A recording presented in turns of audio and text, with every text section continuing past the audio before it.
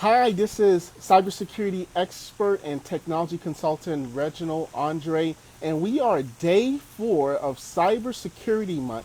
That's right, we are day 4. For those of you that don't know, every day that we are going to be going live because the month of October is Cybersecurity Month, and we want to make sure that all of you know how to best keep your business safe from cyber attackers. So if you haven't already, please go ahead and click on the button on liking our page and also subscribing. So that way, day 5 and so forth, when we do go live, you will be able to get notification from your social media, and you'll be able to follow along live and be able to ask questions, etc.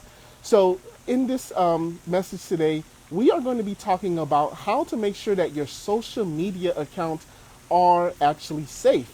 That's right, because a lot of times people think, oh yeah, cybersecurity, I have a firewall, I have a router, I have every protection you can think of inside the office. But in today's business, social media is so big. All companies use some sort of social media, and unfortunately, that's like one way hackers can get in, and they've done a lot of terrible stuff.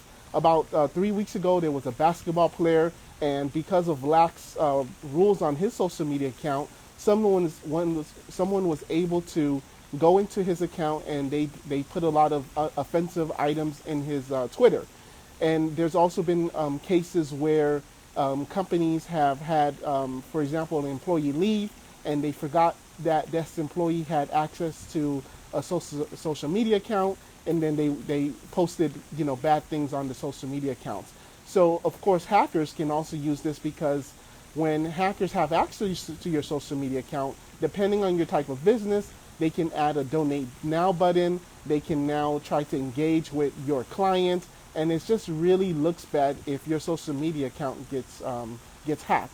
So let's get right to it. As I mentioned, one of the things that we're going to be doing in this in my social media challenge of going live every day is not to just give you fluff things. I'm a business owner for almost 20 years now, and I want to make sure that everything I give you, our audience, is practical, something that you can go tomorrow and just say, wow, this is a great tip. I never thought of that. Let me go ahead and implement this tomorrow. So, and this is actually especially important because um, just 2 weeks ago, we hired a new social media manager, and she works in our office. Her name is Tammy, and she's going to be implementing a lot of the social media that we do for ARC Solvers. So I'm going to be giving you firsthand, like this is stuff that we did, 2, 3 weeks ago, and just saying, hey, let's make sure this stuff is in place. So I'm going to get right to it.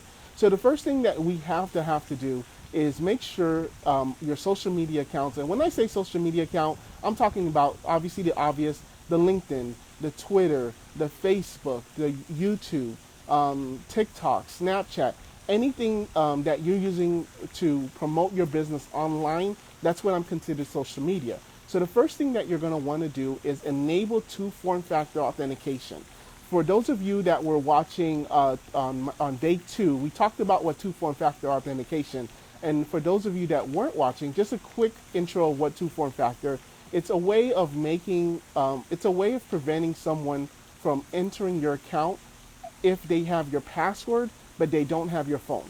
So, for example, let's just say you use your password, or someone somehow got access to your password for Facebook, and they're not authorized to go into your Facebook account. Well, what two-form factor authentication will do, it's actually going to send a message to your phone that says, we don't recognize this login. We want you to text us the cell phone number, or the mobile number that's on account. And because the bad guy, the person who's trying to get into your social media account, do not have that privileged information as that's on your cell phone, they are essentially locked out. So that's going to be the first suggestion and tip that you're going to want to do right away, is to go on all your social media accounts and turn on two-form factor authentication. You're also going to want to make sure that on the two-form factor authentication, the right phone number is there. So the second thing that we're going to do is, you don't want to give out your password. If you have a new hire, or if you're hiring a social media company, a manager, or whatever the case is, you don't want to give them your LinkedIn password, your Twitter password, your Facebook password. they actually understand that you as a business owner may not be the person managing your social media account. So they have something where they will essentially authorize, where you can authorize someone to manage the social media account for you. So as that authorized person, you essentially just put in their name, and then they accept the link, and then that way now they can manage your page without them being a full administrator on the account, and secondly, without you, the owner, having to share that password. So later on, in the event that it's not working out or that person's contract has been terminated, you can easily now remove them from being a person that can go and someone that can be like an administrator on the account. So you can actually remove them. So that's very important, is don't give out your passwords. Just do what is sometimes Twitter, for example, calls it a delegated administrator. So each company has their own term, but the concept is the same. And it's allowing someone to manage your social media account, but you still keep kind of that master level, and now you're giving out sub-admins. The next thing that you're going to want to do is you're going to want to have a different password for all your social media accounts. So unfortunately, statistics show that 88% of people actually use the same password for everything. So if your password is *12345, statistically, you use that password 88 times, or 8 out of 10 times. And what the hackers will do is, if they know that your Twitter account is *123, they're going to go on your Facebook, and they're going to try to log in with on the Facebook and your LinkedIn and your YouTube and all the other stuff. So change up your passwords. There's something called a password generator that you can use, that it will basically create the password for you. Or a tip that sometimes I see some people do is that, okay, let's just say we go back to the password *123, but since this is your Twitter account, add between the numbers 2 and 3, add the letter T, add the letter capital T, and then if it's LinkedIn, add the letter capital L, or some type of variation. Because I understand, if you start to have so many passwords, it's going to be very hard to manage that. There are things like a password management tool that we're going to be talking about, but at least change up the passwords is the point of this point number 3. So the next thing you're going to want to do is turn on what is called authorized device. And again, unfortunately, because I am talking about many different companies, social media companies, they all don't have the same thing. But what an authorized device is essentially telling Twitter, look, my iPhone is called Andre's iPhone, and my laptop is called Andre's laptop. And if there's any time another device tries to go onto my social media account and it's not Andre's iPhone, it's not Andre's laptop, block them. I want to then authorize it myself. So you have to go through the settings on that, but most of the social media companies have something that it essentially triggers a red flag.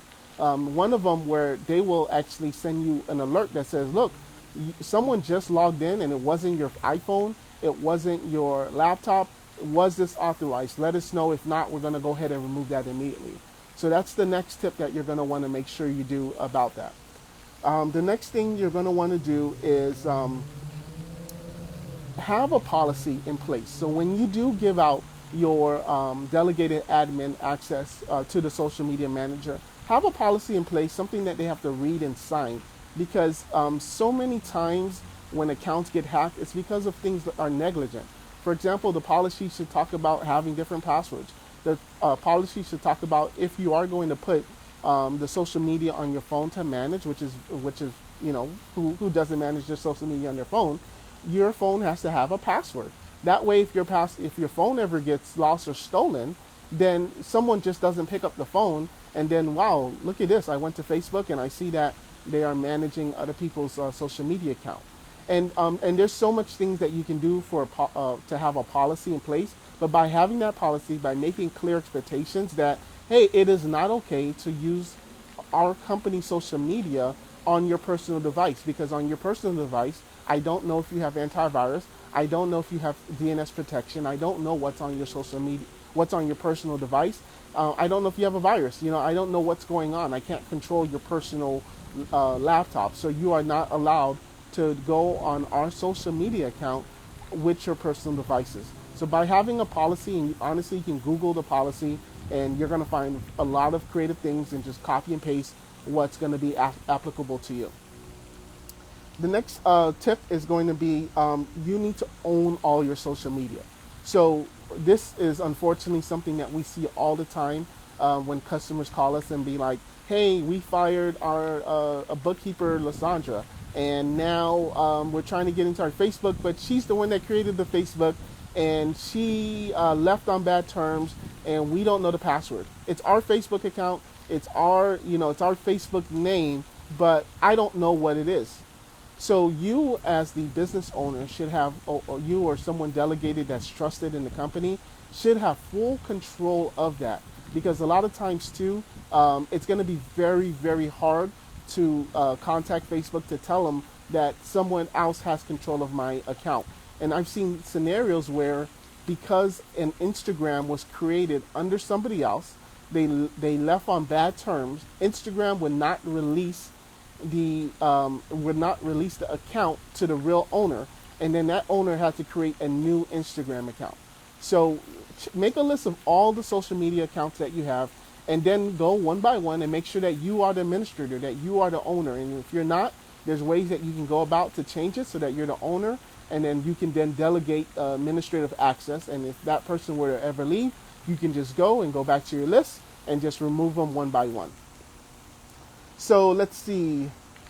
And then actually that's it. That was on my list. I had a little cheat sheet right here. So like I said, I wanted to make these videos fast. I want to make these practical. So I hope that the day 4 challenge of Cybersecurity Month has been useful for you. Please like and share. So next time that you have any issues with social media, you'll be able to just go through this list and make sure that you're covered. All right, take care, and I'll see you tomorrow. Don't forget to like and subscribe.